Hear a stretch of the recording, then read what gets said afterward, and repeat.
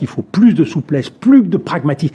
Mais la clé, c'est la souveraineté, le respect de la souveraineté de ces États. On ne peut pas dire qu'on respecte la souveraineté de l'Ukraine et qu'il faut respecter la souveraineté de l'Ukraine et avoir parfois des comportements qui sont critiquables dans ces régions. Donc, il y a une adaptation de notre politique et il ne faut pas se tromper. C'est vrai que tous les gestes que vous avez mentionnés, et c'est vrai que le sommet de Montpellier était sympathique, s'ouvrir à la jeunesse, le rapport d'Achille Mbembe, la restitution d'objets d'art africains, ce sont des gestes importants.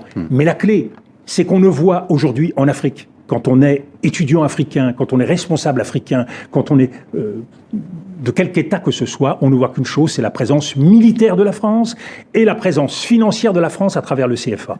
Cette présence-là, il convient aujourd'hui de faire en sorte qu'elle ne soit pas dominante et que notre politique ait d'autres objectifs, d'autres buts et qu'elle apparaisse comme davantage respectueuse des pays d'Afrique.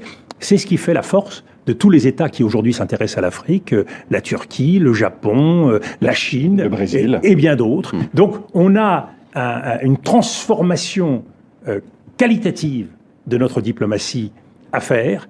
Je me suis engagé moi-même, j'ai commencé au Quai d'Orsay à la direction d'Afrique, avec des gens qui adoraient et surtout qui connaissaient l'Afrique. Aujourd'hui, malheureusement, notre diplomatie connaît moins bien l'Afrique et il importe de renouer d'État à État, de peuple à peuple, à travers tous les canaux, organisations non gouvernementales, les collectivités locales. Donc il y a une démultiplication de notre politique et d'abord se mettre au goût de cette nouveauté africaine. N'oublions pas, en 2100, il y aura plusieurs milliards d'Africains qui pèseront sur la planète et qui changeront complètement la donne sur le plan démographique. Il nous reste 3 minutes, Dominique de Villepin.